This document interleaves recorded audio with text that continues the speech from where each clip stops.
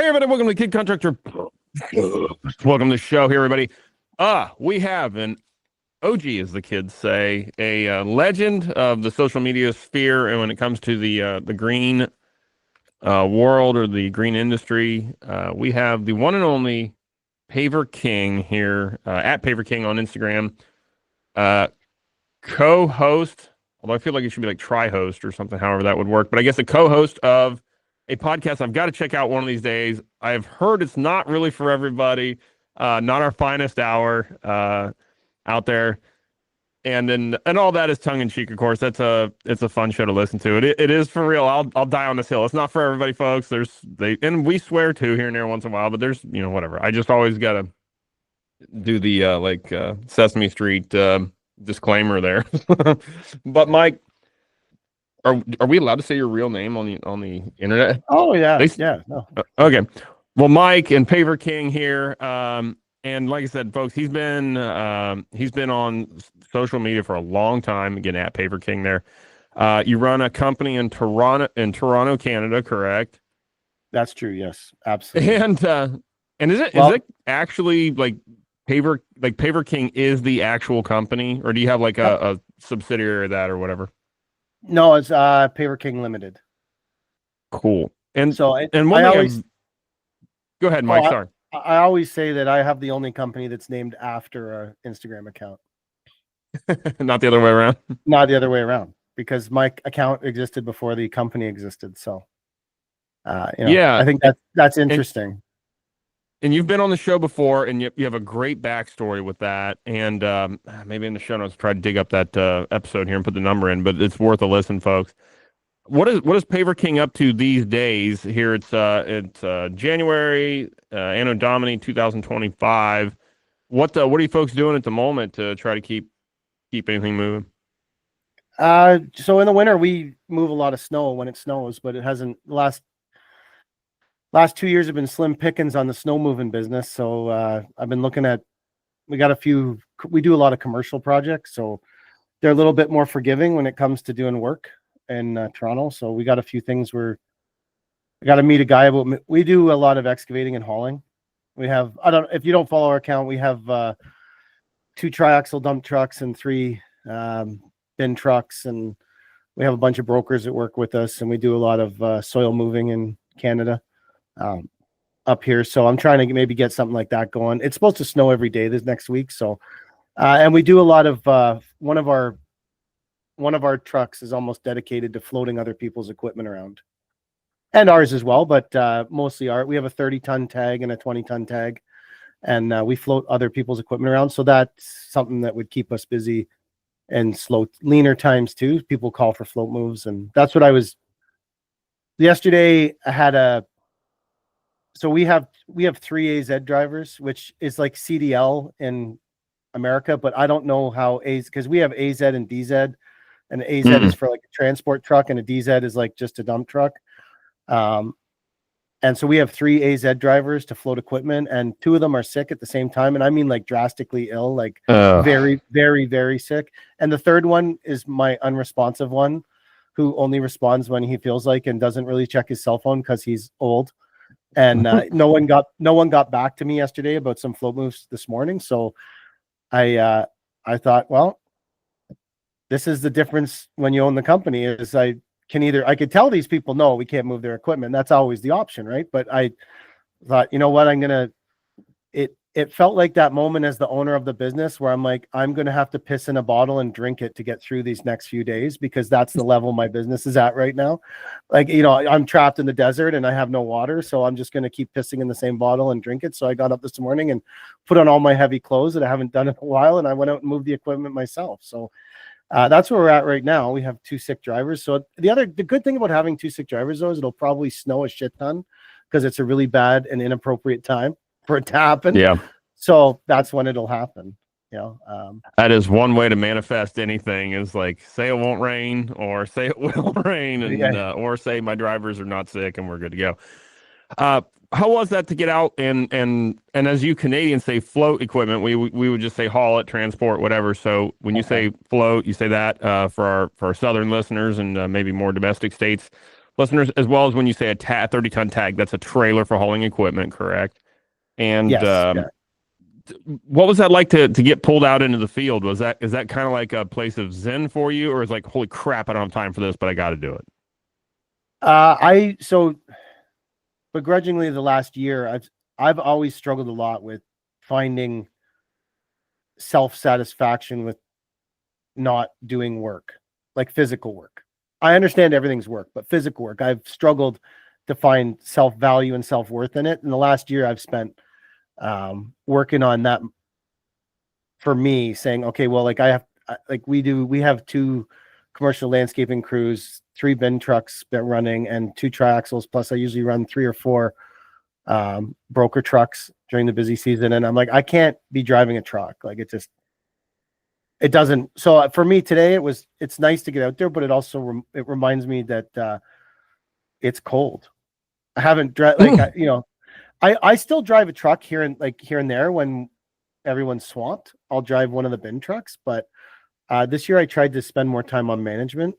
That was like really the first time in my whole life that I made a concerted effort to say, I'm going to find self-value in not physically working, because I still struggle with it today. I think that's my biggest, they say, like, what's this thing, like, work on your company, not in your company. I have no self-value working on my company. Like I can't, it doesn't do anything for me. I need to be shoveling or raking or driving a truck or hauling a piece of equipment or whatever we're doing. If I'm not doing that. So this year it was a lot of like, I spent a lot of time mentally working my way through the whole, it's okay, I'm not a lazy pile of garbage if I organized everyone else working tomorrow. Because yeah, I could understand that. Yeah. Previously in my life, if I spent a whole day organizing everyone's work, I would think that I was lazy and I could have done more. But like the amount of office work and structure it takes to run I would tell anyone this, I talk about it all the time. Like, we've had ups and downs, but last year we did about $3 million worth of revenue. Awesome. So, the amount because we also have 3 companies that subcontract work off us on a regular basis. So sometimes we have our 2 crews running plus two of the subcontractors running plus all the trucks. And I think as I got older, I'm old now. I'm 50, right? I'm 51. So I think I just got overwhelmed. But this year I realized that it really is a valuable thing that I'm doing, I guess, sort of. I look around at all the people now, because my intention when I started this company 6 years ago was to be me by myself doing walkways alone and into semi-retirement, and then just till I died. I was going to do little landscaping jobs by myself with a dump trailer and a pickup truck. And somehow that has grown up. I have such a struggle in my life turning down something that I view as an opportunity. But then this year I standing in my yard and I'm looking around and I'm like, man, there's so many people that count on me now. Past my wife and my 2 kids. There's so many people. There's 4 drivers and their kids and their wives or their husbands, because we have 2, famously on the internet, we have 2 female drivers that have worked for us for a long time. And their kids count on, and it's, even our brokers and our sub crews, they count them. And I'm like, man, there is like an epic amount. You're talking, just in my little world, which is a tiny sphere of the world, there's probably 100 people counting on me every day to get up and perform. Yeah. It's and that's one of the things, when your revenue is 3 mil, which is nothing to scoff at by any stretch of the imagination. How, how in the world did you get there? And again, this is the way my head turns. who's running the office? How in the world's anything even stay half put together if that's your least favorite place to be? How do you make that happen? So my wife Kelly runs our office, and whenever someone says to me, what's the difference between we have a couple things that happen. One of them is my wife runs the office full time, and that allows us to. Well, she's our one office staff, and then I have I would call him more of a partner than he doesn't work for us. Jack owns the Hamilton Group, which is a project management slash bid estimating service. And so he bids all of our big commercial jobs, and then he project manages them from start to finish. So a lot of like the back office stuff, Kelly and Jack work on a lot of it. The two of them dealing a lot with the clients directly, because we've tried to push ourselves into almost 100% commercial space. I still take residential leads from either a commercial architect that we deal with that's looking for they'll do the odd house, or Nancy Green that I've had an association with for 20 years. Nancy's in her 70s, and I don't think she wants to find a new contractor, and we have a personal friendship and relationship. So but there's the only places I look for residential work. So Nancy deals with clients, Jack deals with clients, I deal with operational stuff. And I think that's how we break it down. Maybe because we do a lot of trucking, the $3 million volume is what people think trucks are passive income. They're not. To me, they're a friggin' ton of work. Yeah. See, if I was on our own podcast, we would have used a different word, but I'm trying to be respectful on here. You can say whatever you want to say. That's all right. You can put a warning on this episode. It's not a passive income. It's a lot of work, but we also have one of the things Cody, when we first bought the first bin truck,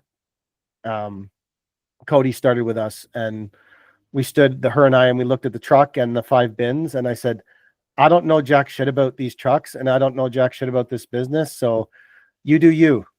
If someone calls me, I'll give it to you, and you take care of it. And so that section of our business, a lot of our clients directly contact Cody, and she deals with that section of the business on her own. She's empowered to make decisions, to drop bins, pick up bins, deliver gravel. If someone hasn't paid us, and the only time that she has any reins put on is if someone hasn't paid us in a long time, which happened more this year. People are having a tough time. Then, Kelly has a watch list that she'll send to Cody and say, don't deliver these bins unless Mike approves it. And she'll call me. But other than that, I try to break the trucks down. And so Cody does the bins for other contractors or GCs or people who call us. Christy has driven a triaxle for us for 6 years since we bought the first one. She has her own set of clients, and they'll contact her, and she manages her. We have a shared calendar. We use the Connect team app, and so Christy can upload her own schedule. So she has a lot of clients that contact her. She deals with her own client base, and then our second triaxle is driven by Andrew, and he has a client base of people that he floats equipment for, and they'll contact him directly a lot. Before that, Darian drove that truck, and then we just keep switching the phone. So the trucks can, to a certain extent, manage themselves. Okay. And so that makes a lot of sense. 'Cause I thought, man, the logistics alone of a trucking company's got to be crazy. Okay, that helps, right? Yeah, I think empowering those people and finding the right people it's important to them that the company's successful. And then I think too, when it comes to those drivers, there are things that are important to truck drivers that might not seem that important, but they are, like having cool trucks, or, I think we have a pretty sick fleet of trucks. Christy's truck is a W990 with a huge pink crown on it and pink underglow lights on it, because that's what she wanted. It's murdered out black with pink underglow, and Cody's is murdered out black with purple logos all over it. And I think that we just have really good people driving the trucks. Andrew's 6 months in, but he worked for me for a long time. He's my ex-wife's brother. So he started with me when he was 13, and I think he's 45. So he's worked on and off with me for like over 30 years, and he had a chance to come back. So we had an open seat, but he's the same. And then Jack spends a lot of time managing the commercial work, because commercial work is a disaster with the amount of paperwork and stuff that has to go back and forth. And Jack is just insanely proficient. And I'm sure I wouldn't do it because it's Jack's money, but if I was to break down what Jack earns in a year, people would lose their fucking mind. But they have to understand. To me, I search out people who are as invested as I am, and sometimes in order to fill a position, you have to. The only way to find someone is to find someone like Jack, who, if I call him on Sunday night at 10 o'clock at night, he answers the phone because he's doing the same thing I am. And to have someone like that working, he also does that the same service for Chad at NDL. So Chad is one of Jack's customers as well. So he's great. And then Kelly, you'd like to hope that you can't find anyone and she stopped doing, she had her own business. She stopped doing it. She was doing when this started to get out of control for me. And I think it got out of control maybe the second year it started to get out of control. And that's when she was like, okay, I'm going to just quit what I'm doing and I'm going to do this. So, and for her, it's great because we have 2 kids that are 17 now. I wish they were younger. When I see your kids online, I'm like, and I know everyone will say it to you, it goes by fast. Don't miss it. And you will say, I'm not missing it. But when they're 17 and you look at them, you'll be like, holy shit, I missed it all.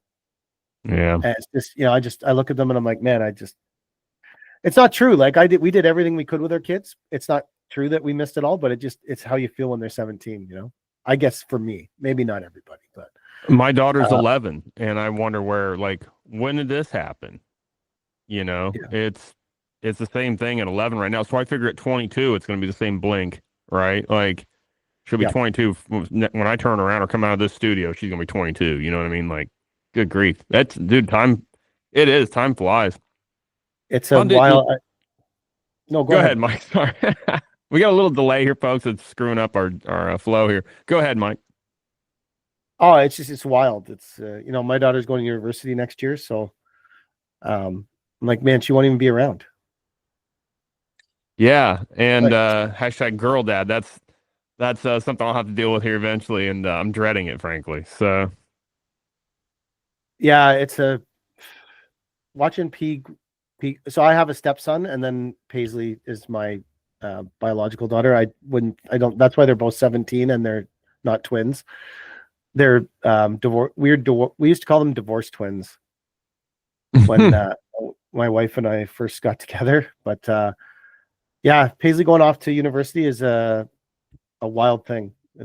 I'm gonna miss her a lot. She plays a really high level soccer. So I spend a lot of time with her driving back and forth. Yeah. So I'm not sure what I'm going to do with myself. I'm not sure what I'm going to do with myself, but anyways. Mike, what do you do for fun outside of work or, whatever? What is enjoyable to you? So I would say that like following Paisley playing soccer for the last 13 years that's the greatest journey of my life. It's the greatest thing I'll ever do. Letting her, like when she was 3 and 4 years old, she wanted to play soccer in university. That was her goal.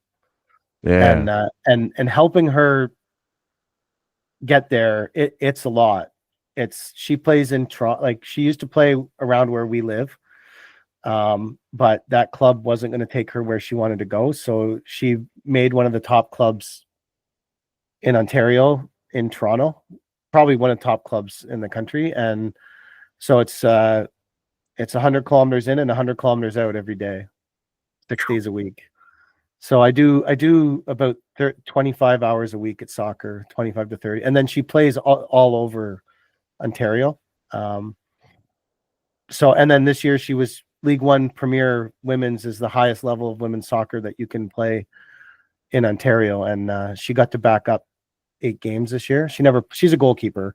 She never played, but she got to back up 8 games. So um, that's what I do outside of work is I go to soccer. And that's why I'm like, man, like next year she's going to a school that's about 9 hours away from us. So I told her I'm coming to every game, but it's only 12 games. So I'm like, I don't know. I don't honestly, man, it's been so long since I did something where I sat down and said, this is what and I don't mean that not driving my kid to soccer isn't something I want to do. It's absolutely something I want to do, but it's been so long since I had a bulk of time where I was like, what am I going to do? Right. I started looking at some camera equipment. I used to be take a lot of pictures, a lot of photography. When I first broke up with Paisley's mom, the first thing I realized in my life was I don't have any photographs. Like I have nothing, because her mom was the one who took all the pictures and for the first 2 years of her life. And so I got really into cameras and video and stuff because I was like, if I don't record these memories, if I'm not there's not someone here to do it anymore. Her mom is not like her mom had, we'd get along. It's not like her mom wouldn't come and see me, but if her mom would always give me pictures if I asked, but I don't want pictures of her mom and hers memories, right? So I started looking at some, and I thought I might try to, like, a lot of the stuff that I do online, I know you followed me for quite a while, is like joking stuff that I make up in the moment. There's no plan. There's no, like, I'm not laying out a video, right? Like saying, okay, we're going to shoot this and I want this to look like this or that. It's just me in the moment saying, oh, this is funny, or this is what we're doing today. And I thought, like, so I started watching a lot of drone stuff. I started watching, looking at some of the cameras, like the DJI Osmo 3, the pocket camera on the gimbal. I started looking at different GoPros and how they make roller videos. So I was like, man, I got cool trucks. We could make roller videos of my cool trucks. I just don't know how to do it. So maybe that's something maybe that's what I'll spend my time doing.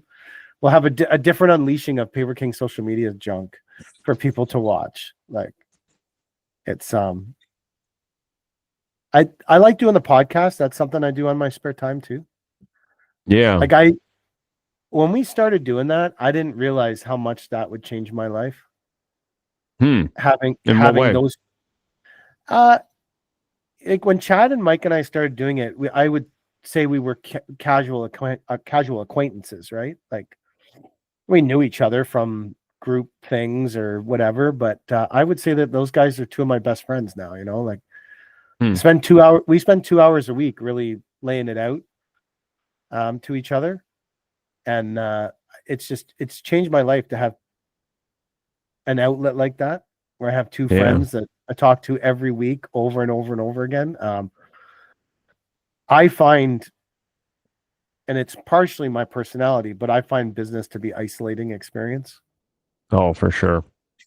I think people don't get it, or they're like, why is this, like, people would argue with me, why is this important?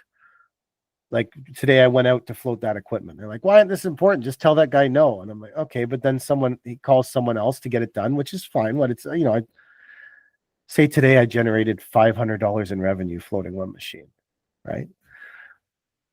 I don't live and die on $500 worth of revenue, but that client provides $100,000 worth of revenue overall. And if I open the door, there's someone that wants to eat my lunch every day. Yeah. Like, and yeah.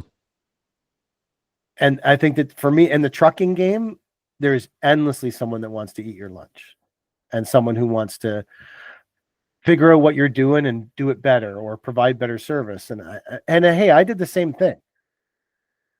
Like all I did was recognize a problem in the industry that people needed service that was where they had a better connection maybe with the company, other than we might come in the morning or maybe we'll come in the afternoon. Like people wanted more of a time on this stuff. Like it's fine to say a bin's more efficient unless you're waiting 15 hours for a bin.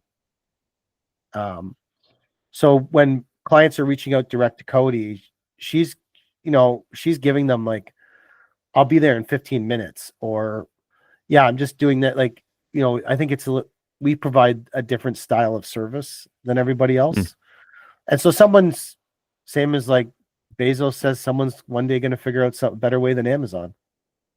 Mm-hmm. Someone figured out a better way than Sears. Yeah. Yeah. Yeah. And he beat so Walmart essentially. So yeah.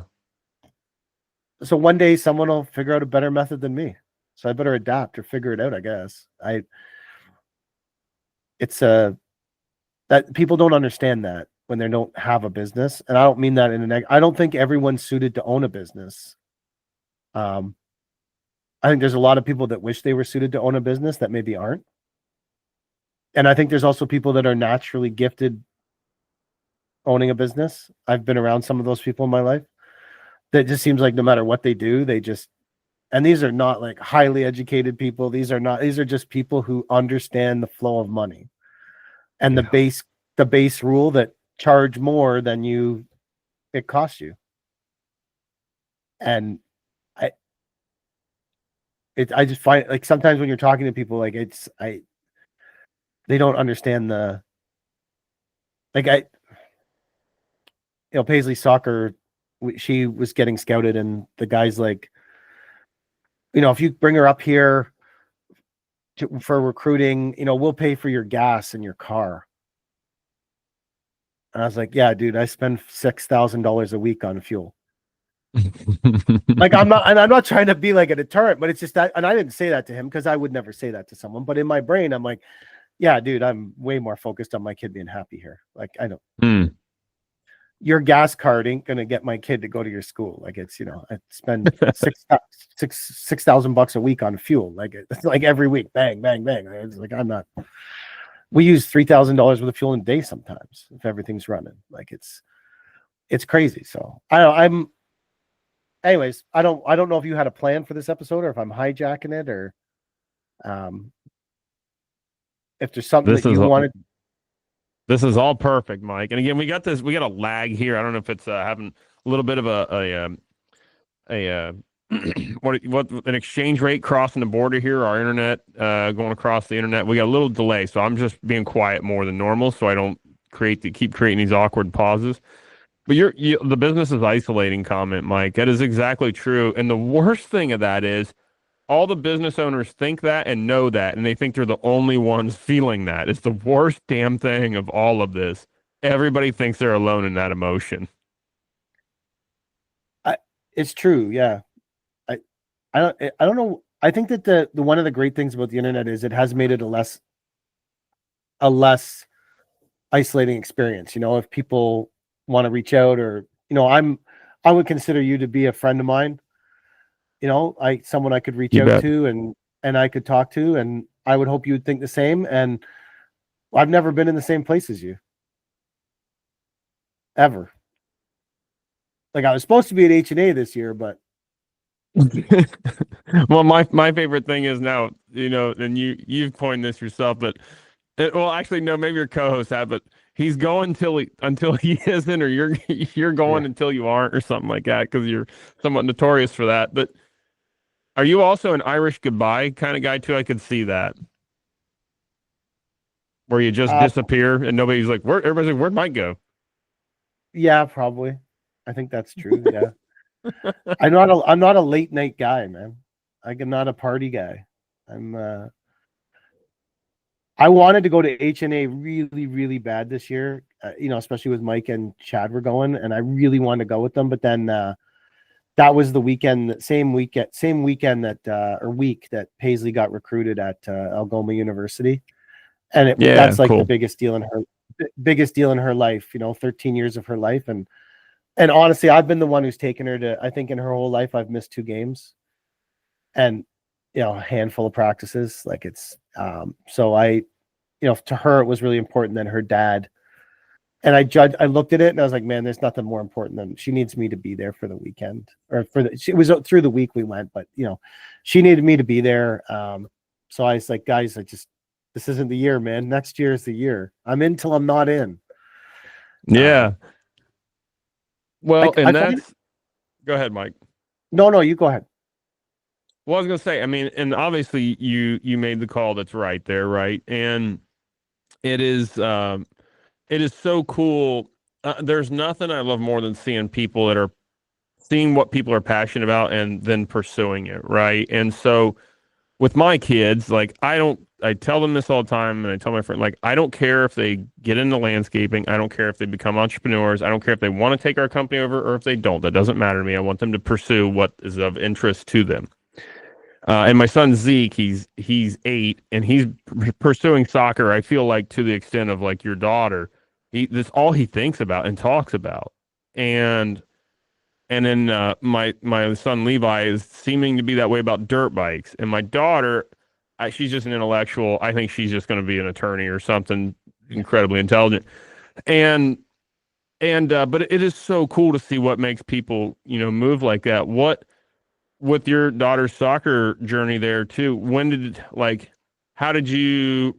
It somewhat seems obvious, right? But how do you recognize like, hey, this is what we're going to throw everything behind? Because with Zeke into soccer, even at 8, I told Brittany, I was like, it's all he talks about. He's like in the hallway kicking the ball against the wall himself, by himself completely. He's not being asked to do it, whatever. And I was like, whatever he wants, don't tell him this is what I told Britt, but I was like, whatever he wants, get it for soccer. I don't care what it is or what it costs. $300 shoes, get it. I don't care.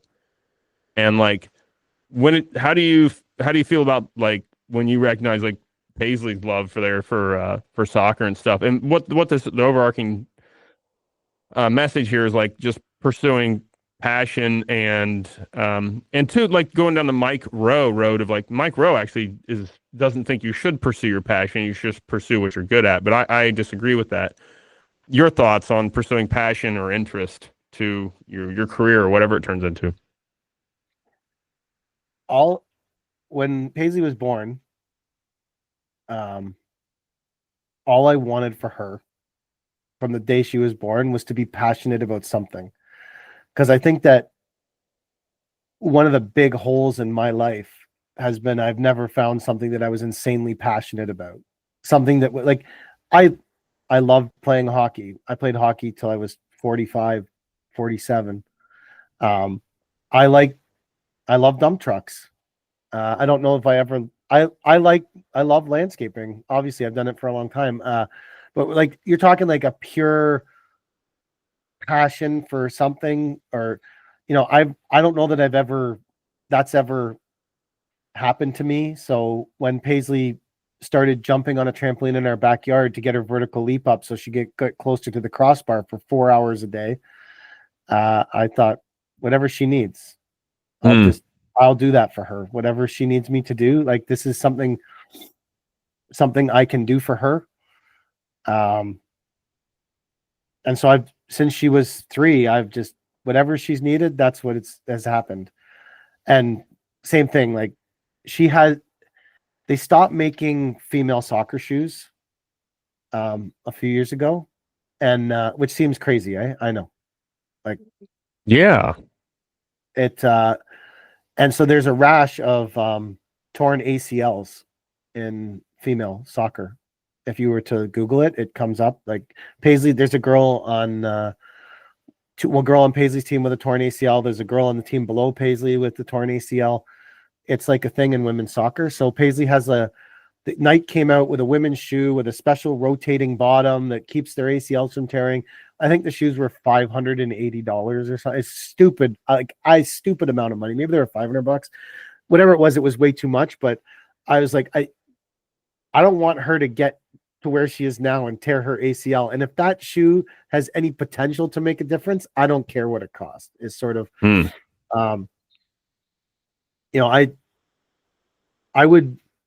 I've been chasing her and that passion around for 13 years, and I wouldn't change it for the world. For anything, I wouldn't change it. It's probably the best. We have a great relation. The other thing I always say to all the other parents, because I think that sports is hard as a parent. It's a hard place to be, watching your kid maybe not play, or watching your kid struggle, or your kid makes a mistake, and there's a lot of time, a lot of effort, a lot of money, a lot of investment in that moment. And I watch people get upset, and when people get upset, I just look at them and I always remind them, like, hey man, they could be at Starbucks pregnant vaping. and they're here. They're here. Yeah. Like they're 16 and 17-year-old girls that are all here trying to go to university, like trying to get into universities, trying to get a spot, like desperately working so hard. Like, yeah, so what? They missed that kick. Who cares? Be thankful that they're, I have the same response. People will say to me, "Oh, soccer's so expensive," and you know, she's always at soccer and blah blah blah. And I said, you know what else is also expensive? Teenage pregnancy. Teenage pregnancy is also expensive, really expensive. So rehab, what? Like rehab, you name it, expensive. Yeah, that's a great example. Yeah, rehab example. Like those things are also really expensive. So I just, I have. Our son is a drummer. He played hockey, but it wasn't. He liked it, but then it got way too intense, especially in this country for him. And he's a drummer. He has a 6 set of drums in the basement. He plays the drums all the time. Doesn't make me upset. He'll come upstairs. Are you upset that I'm like, hey man, I'm happy. He's very passionate about it. Same as Paisley. He just found it later than Paisley found soccer. And, he wants to be a musician, and he's done high school this year, and he wants to take a shot at trying to become a session musician and trying to and he's going to work part-time and try and I'm sorry, Caleb, try to achieve that goal. Good, and I'm insanely supportive of that. I'm like, hey man, you're going to be 17, you're going to be 17 when you graduate high school. Like you need to, if you spend 2 years pursuing becoming a session musician, you got a whole lifetime of reality to come crashing down on you, man. That's okay.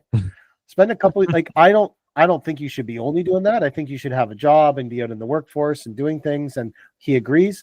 But on the flip side, I think you should also allow yourself some time to pursue that. And I'm thankful that we're able to let them have those opportunities, There's how awesome is that? To put, for Paisley, she's a goalkeeper. There's 54 U sports teams. They each carry 3, maybe 4 goalkeepers. It means there's in Canada for university sports, which is called U sports here. There's maybe 150 women playing at that level. So for her to make it there, there's 40 million people in this country, which I know is like a tenth of the 400 million that are in your country, but there's 40 million people in this country, and 150 of them are women that play goalkeeper at a university level. I think it's pretty wild that she made that. Yeah, that is awesome, man. Congrats. That's super cool to her and you. That's super awesome. It's it's neat. She's self-deprecating person. She's like a little version of me. So, she doesn't understand it yet, but she will one day. One day she'll get it. She doesn't get it yet, but it's a humbling thing that she made it. That I don't know. I find it. Well, to me it was like when she signed, and Kelly got me a sticker, and I put it on my back of my pickup truck, and it says Algoma University, and it just was like for me like a lifetime moment, I guess. I was a wild moment for her to start at, like, I have pictures of her at 3 years old kicking balls all the way till 17, and next year she'll be, and I think she has a legitimate chance to start at that university too, year 1. So this would be really wild. That would be really, really wild. So but it's I don't know how interesting all that chatter is for landscapers, but I think anybody that's got kids can relate. So I think it's totally good. If you don't have kids and you can't relate yet, you just wait. You will. Yeah. And for the love of it, I mean, I think the great segue is, it was a conversation I heard secondhanded from somebody. I can't remember. Someone had reached out to you in our circle of people here through the Instagrams, of like, they were reaching out to you talking about trucking and adding a trucking division to their company. I can't remember who it was, but your response to them was like, if you love trucks, I'm paraphrasing now, but like if you love trucks, I'm talking big trucks, folks, like 5-axle trucks, 3-axle trucks, big dump trucks. Is like do it for the trucks, don't do it for the money. It's a hard business. And I thought that was such a great way to describe truck because that's my understandings. I know what like our trucking guys charge around here. Not a chance I would put that big a risk of a vehicle on the road for, 150 an hour, whatever it is. And it's just like, although pretty much what we charge for everything else we do. And another great thing into what I heard on your guys' podcast of, I think it was Chad and you guys talking about like, and again, I'm going to paraphrase quick here. And again, that's not our finest hour podcast there.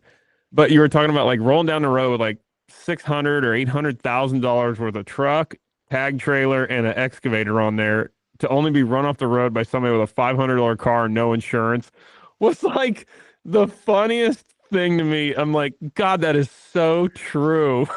A ridiculous amount of risk we assume, for what? And so I don't know where I'm going with that, but I'd love your take on, or even maybe enhancement on my summary there of a couple of your conversations. Trucking is I think that a lot of people like around here, I don't know how it goes anywhere but here, right? But around here, like you can run gravel, you can buy a dump truck and go run gravel, but it's a very competitive business because the work comes easy, right? Because you show up at the gravel pit, they load the truck, you charge it. It's not hard. The harder it is to get the work, the more profitable it will be. That's sort of like I don't know if that's true for everything, but I think it's true for trucking for sure. And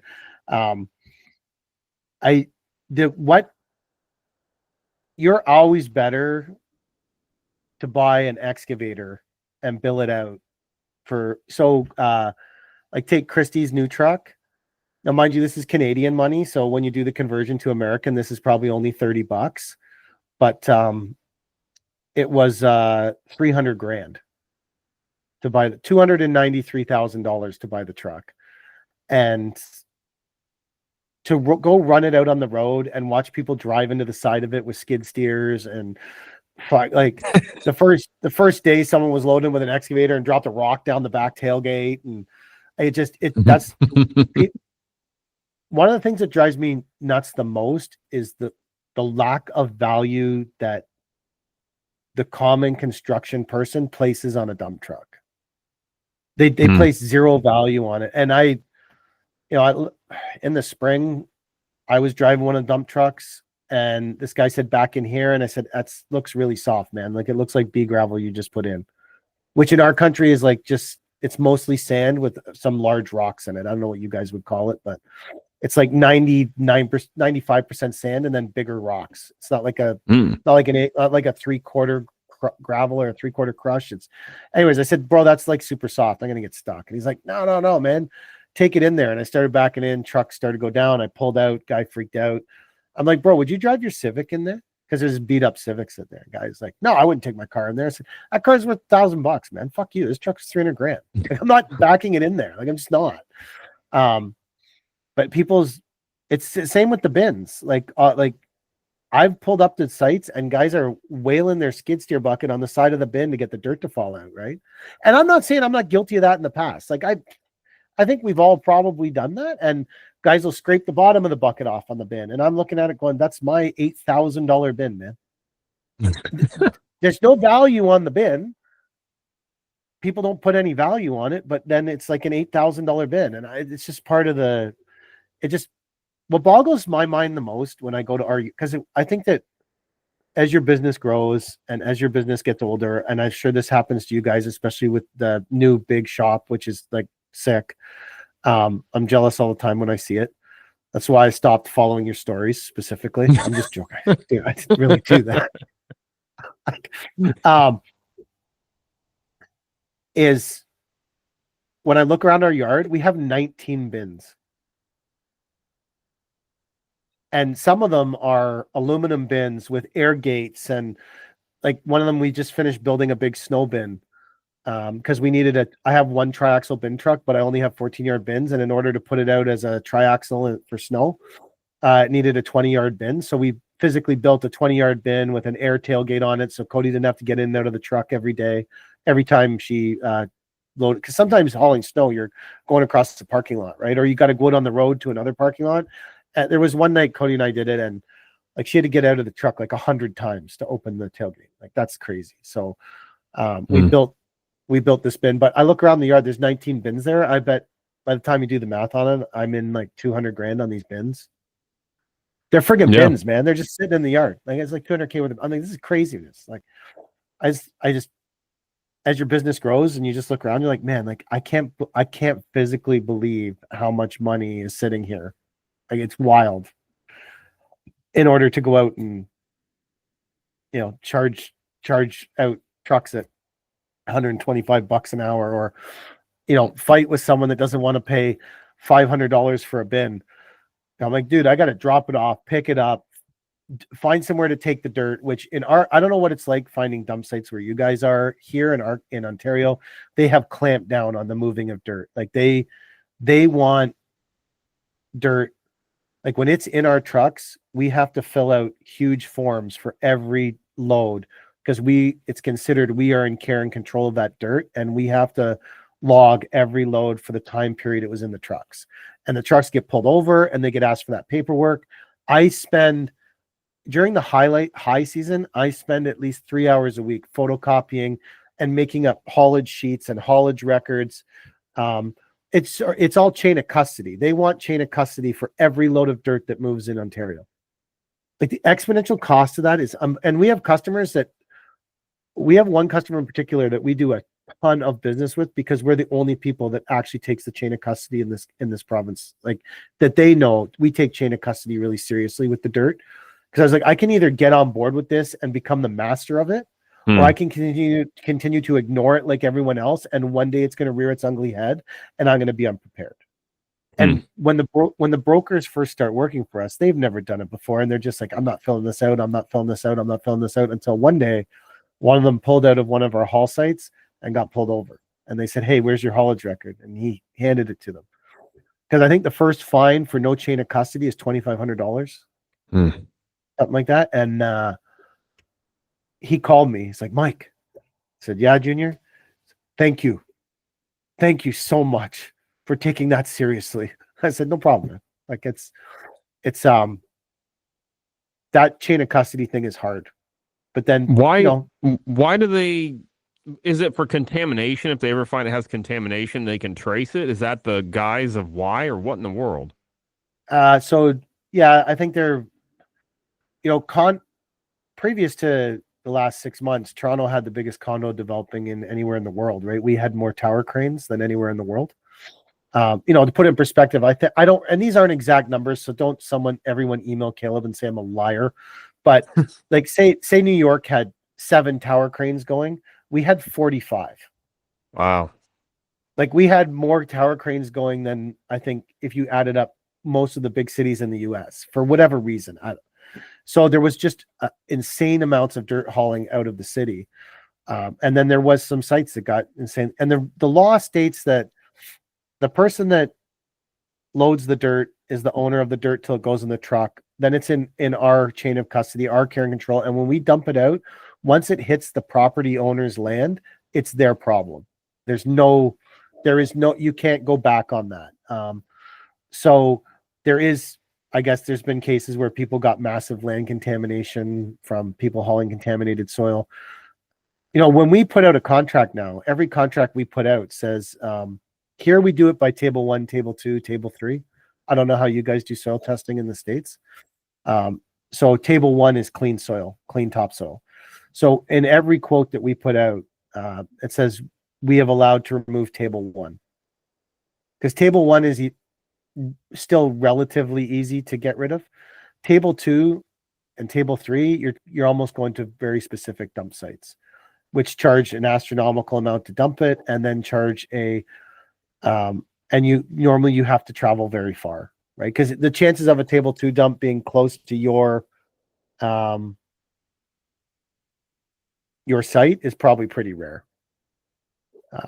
So that's where we are in Ontario with the whole moving of soil. I think we were just, in Ontario, we were moving so much soil, inevitably some bad soil is going to move.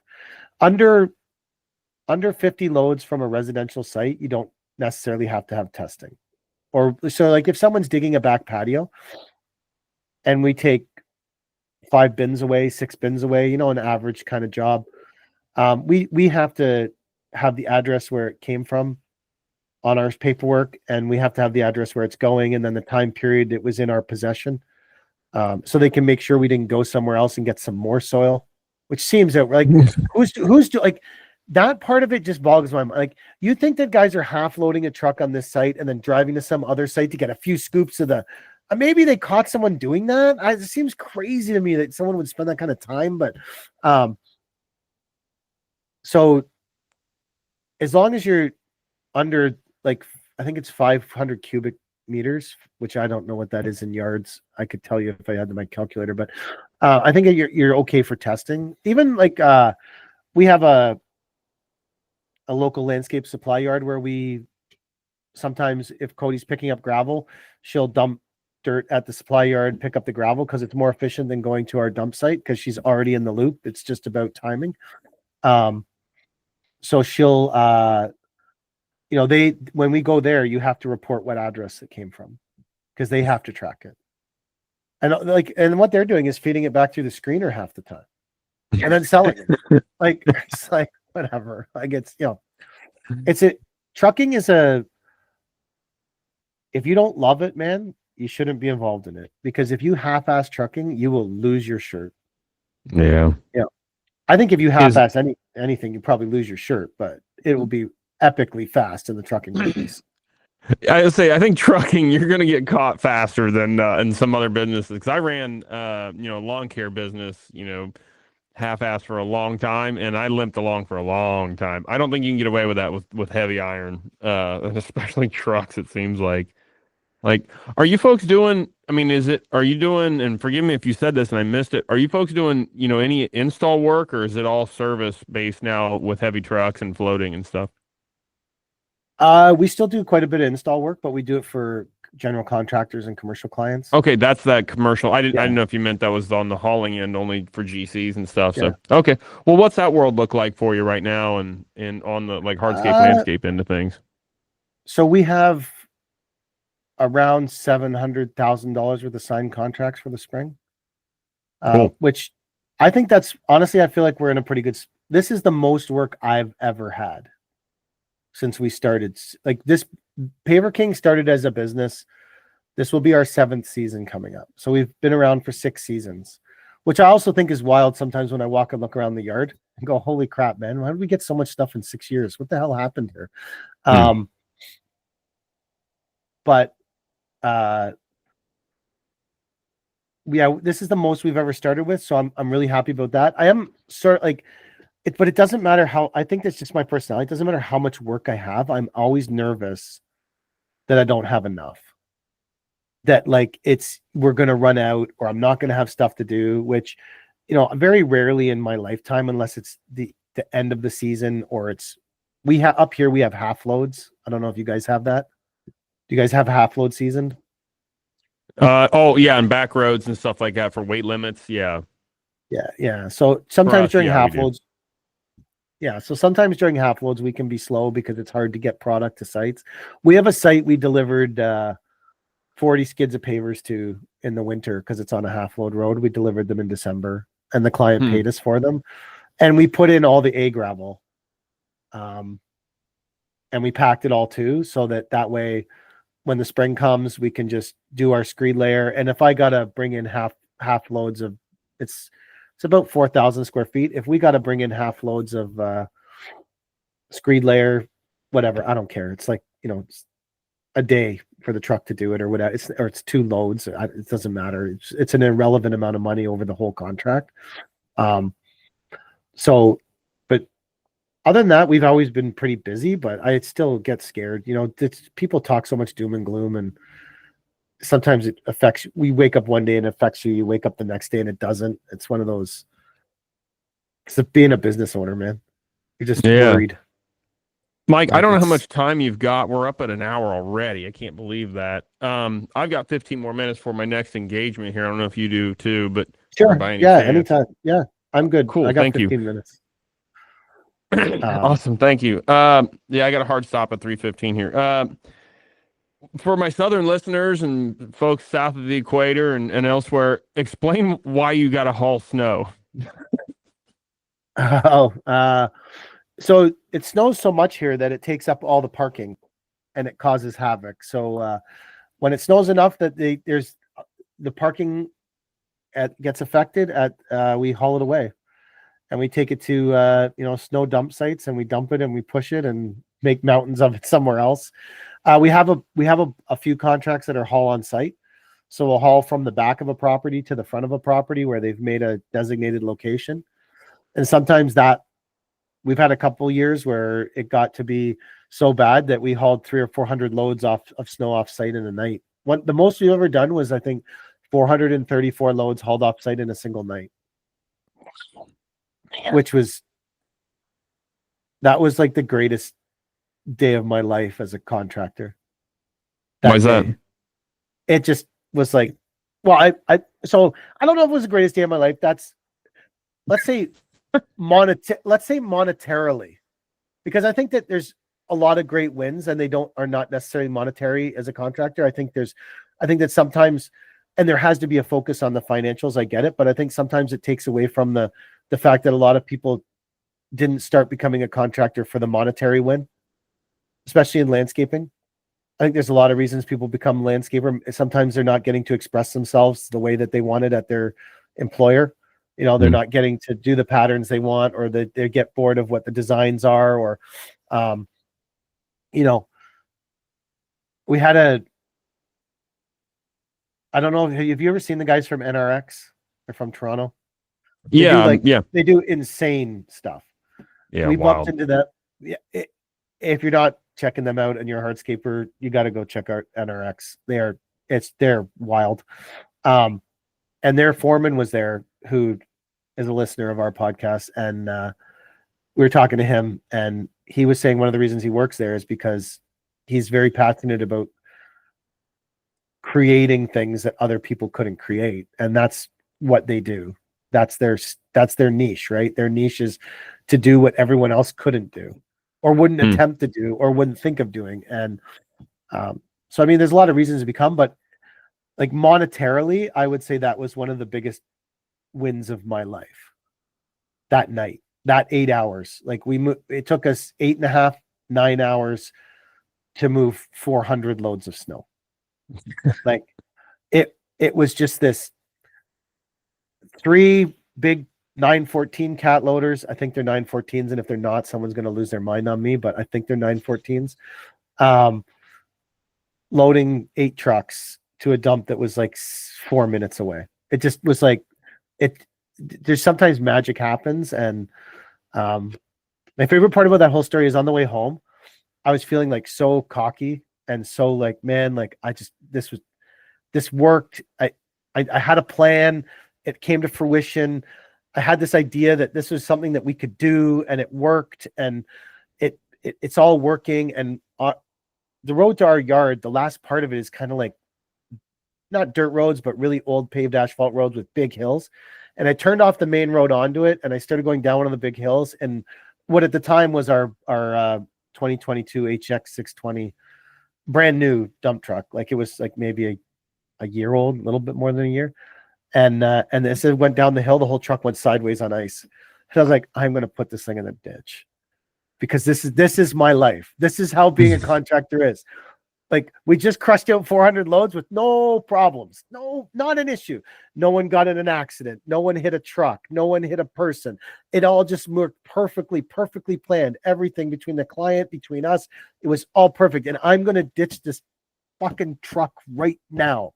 And as it was about to ditch, it caught this like miracle hard patch of asphalt, and it straightened the truck up, and it just, and then I eased her home at 10, literally white knuckled it down the road at 10 kilometers an hour for the next 10 kilometers. Like I just white knuckled it back to the yard, because I was like, man, you got that much too cocky, Mike.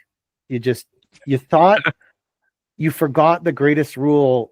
If it can go wrong, it will go wrong, Yeah. And I might have a bit of a jaded view as a contractor, but I guess that's part of it.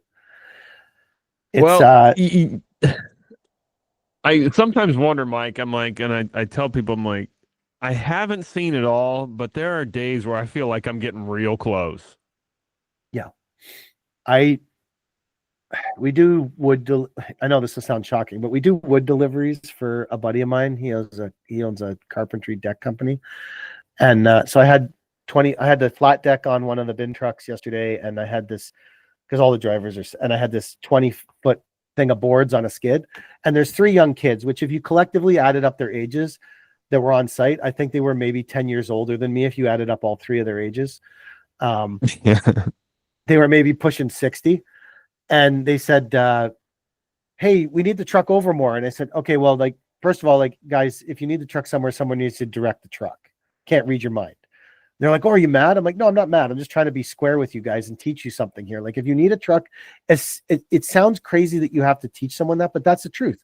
If you need a truck in a certain spot, you need to tell the truck driver where he needs to go. Or he or she, they don't read your mind. They don't know. Oh, okay. I said, second, guys, I put this here because they wanted to not hand bomb it. So they wanted me to just unstrap it and then just dump it off the flat deck and then walk out from under it, which in theory works, but they had 2 skids strapped together on top. And I said, I don't know if I trust those straps, guys. Like, 'cause this is also that weird pressure treated wood or sorry, that plastic wood or whatever. I don't know. I don't know a lot about it. Oh, composite. Yeah. Composite. Yeah. So it's slippery as ass, right? And I said, the reason I parked it here was because I think when this wood comes off, I don't want it to go through the post that's holding up the carport. And they said, that won't happen. I said, okay, well, back me in where you want me. They backed me in where they wanted me. I slid it back. I put it back. I walked out from under it. I said, how'd it go? They said, it went through the post for the carport. And I thought, you guys just learned. Yeah. But I wasn't going to debate it with you because it wasn't. Everyone has to learn for themselves. You have to just, and I literally said, this is what's going to happen potentially. Cause I can't control when it starts sliding. Like it's gone. Once it breaks and you see it moving, it's going where it goes. There's no bringing it back. Like, so some men you just can't reach,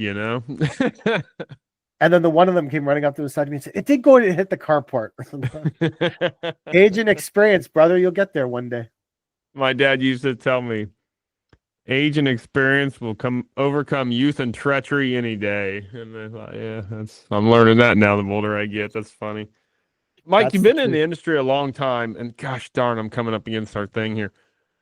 You've seen a lot of change in the industry over the years. I'm guessing. Like, what's the same as it used to be? What's different than it used to be?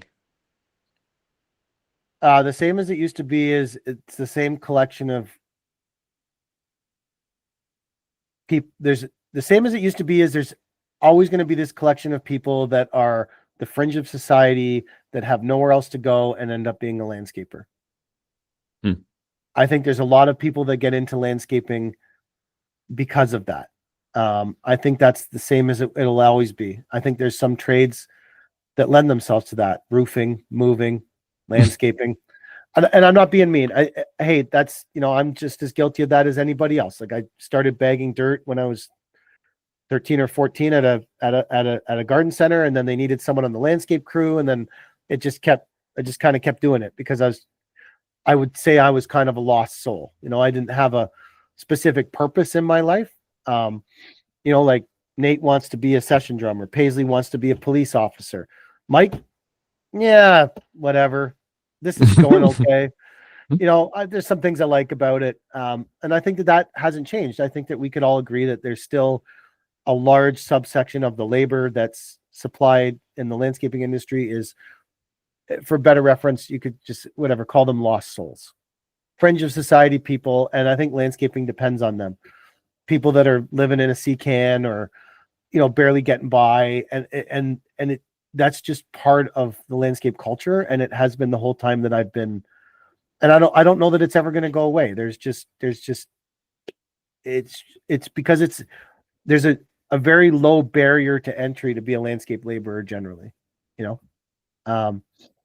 and then the biggest change I think in the industry for me is that there's this subsection of people who I always say I know people who are landscapers that happen to own the business, and I know people that are business people that happen to own a landscaping company. Hmm. And I think that nowadays there's a lot more business people that happen to own a landscaping company because people realized you could make real money doing it. Hmm. And I think that's the biggest change. Biggest change is Interesting. the biggest change is the knowing your numbers, all that kind of stuff.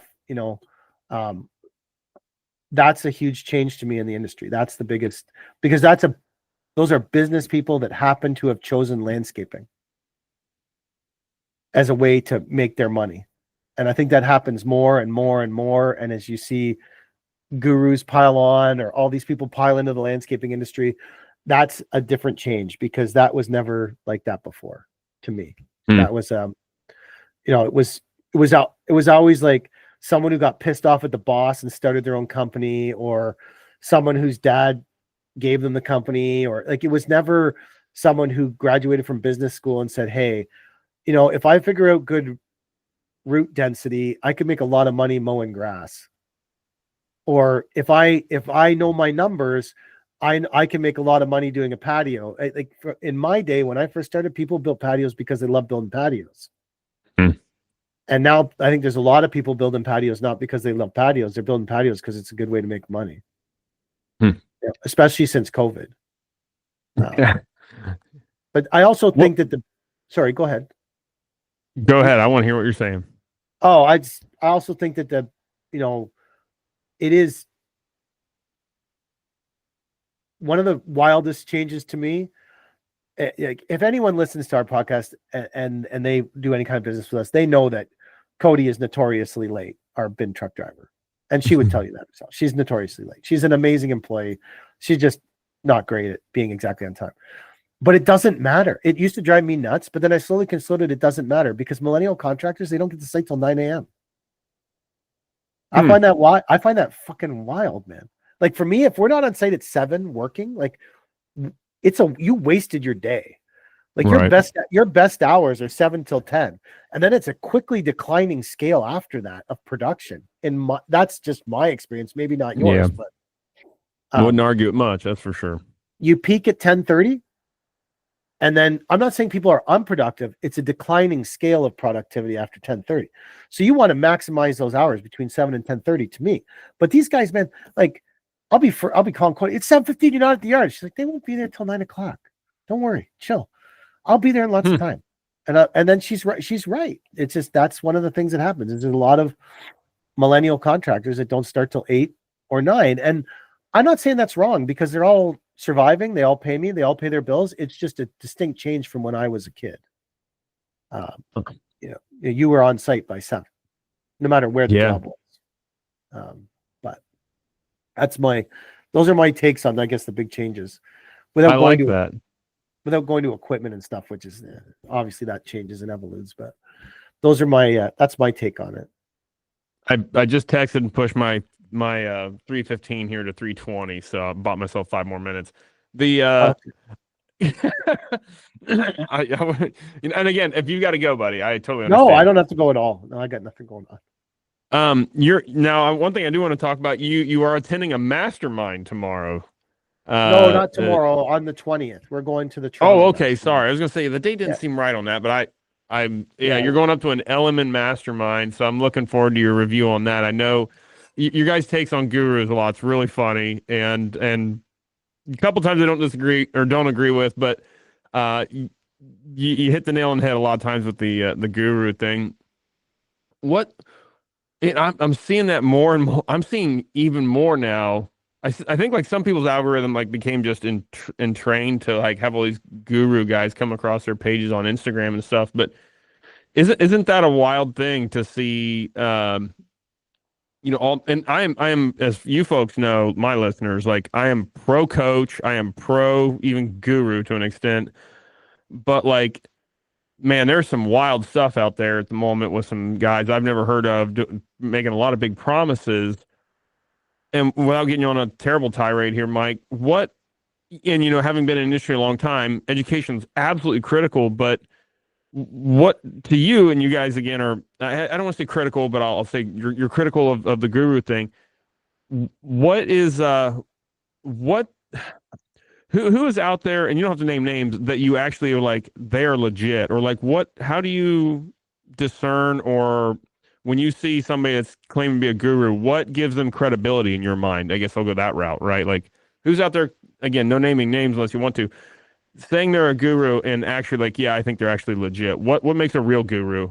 If I, or guru is the other Mike says guru. He always says it so weird. Guru. Um, that's a tough question. Like, I think that everyone needs to investigate what people are saying and who's saying it. I think that's the rise of the 20-year-old landscaping guru. That, to me, all you're doing is recycling stuff from textbooks. I don't know how much personal experience you could have. I think there's a couple things that frustrate me. One thing that frustrates me is everyone's trying to get people into the top of their funnel. And when they're holding these events, they're only giving away enough information, and they're sending people out the door with enough information that it's dangerous. But they're only giving out enough information to get them into the funnel. But if someone was to only attend that event and not jump deep into the funnel, I think that sometimes the information they're giving out is a dangerous level of information for that person's business, because they don't have it all. Because that person didn't want to give out all the information, because why would you sign up for the course if he already gave you all the information?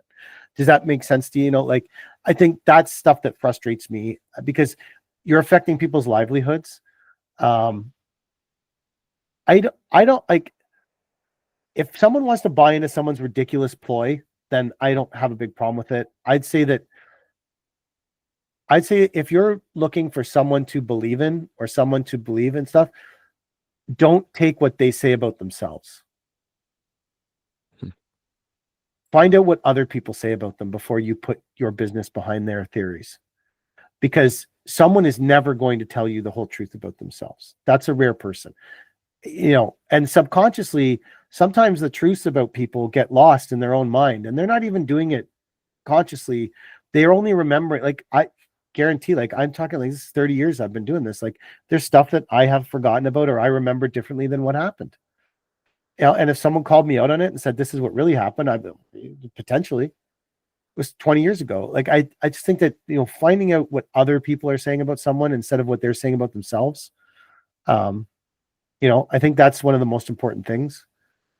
I also think that people who are teaching tangible skills are people who, or I also think that finding businesses that you want to emulate. I think that some of these masterminds are selling. Mastermind's a bad thing, because LMN's using that as a thing. So let's just say gurus or events in general, because I don't want them to feel like they're getting singled out, because it's a whole culture. It's not them. That's, I feel like fuck, I lost my train of thought sticking up because I used the word mastermind. Fuck. I don't know. I just think that you need to figure out what's best. Oh, I know. Find people whose companies you want to emulate. And that's, if there's someone teaching a course, if someone's teaching a course and they had a company that was doing $30 million in revenue a year, but that's not a real goal of yours, that might not be the right course for you, is all I'm saying. Because not everyone's goal is to have $10 million a year in revenue. I wouldn't. Like, I think that if we really cranked it up and I really wanted to focus on it, and I think that I know enough people, and I think we could do 10 million in the next 2 years. I don't want that with my life. I'm 50, man. Like, if I was 30, maybe, but at 50, I don't want that with my life. But I think finding people that, I think the thing that you and Jeremy and Andy do, and the name is escaping me, Mastery, right? Oh, the Hardscape Mastery. Yeah. I think that's a course that if people could look at your three businesses and say, those are businesses I relate to and businesses that I'd like to achieve. I think that's why it's popular, because you guys are running businesses that people want to achieve. They can see themselves in you guys, right? I think that's something I would say to people, is those are things that you should consider when you're looking into courses like that. But Hmm. anyway, I'm sure we could talk for an hour on this topic. Oh, dude, yeah, for sure. And unfortunately, I'm against my hard stop here. I gotta run. This kills me, Mike. Sorry. Hey, anytime you want to have me back on for part 2, you gave CMG 2 parts. If CMG University deserves 2 episodes of the Kid Contractor podcast, then I'm telling you that Paver King deserves 2 episodes of the Contractor podcast. I shall have D arrange this. I think that's a great point. Thank you. Because there's other thing I still want to talk to you about. I mean, there's a ton of, despite, folks, I did my best here to prove the sham that Paver King is claiming he's a no value guy. He's a total sham, and I'm here to expose that. But yeah, Mike, I would love to have you on. I'll have D reach out to you and get another one scheduled here for whenever that makes sense, be it a week from now or 2 months from now or whatever. At Paver King on Instagram, Not Our Finest Hour podcast. Oh shit, Paver. You say all the places you want people to check out. Paver at Paver_King on TikTok, although that's getting banned, on Instagram, and also, I am a proud member of the Not Our Finest Hour podcast, which is at Not Our Finest Hour, or you can find us on Spotify or sometimes mentioned on this one. Mentioned for sure. Yeah, good fun over there, and good takes. And one thing that is truly enjoyable about your guys' show, you really do tell it like it is and tell some stories that are so fun. So with that, I hate to rush out of here, but I gotta go, man. So Mike, thank you so much. Paver King, folks. Mike, thanks, man. Have a great day. We'll see you. Have a great day, buddy. Take care. We'll see you. Folks, from the Company Cam Studios here in beautiful snowy Fairfield County, we will catch you on the next one, folks. We'll see you.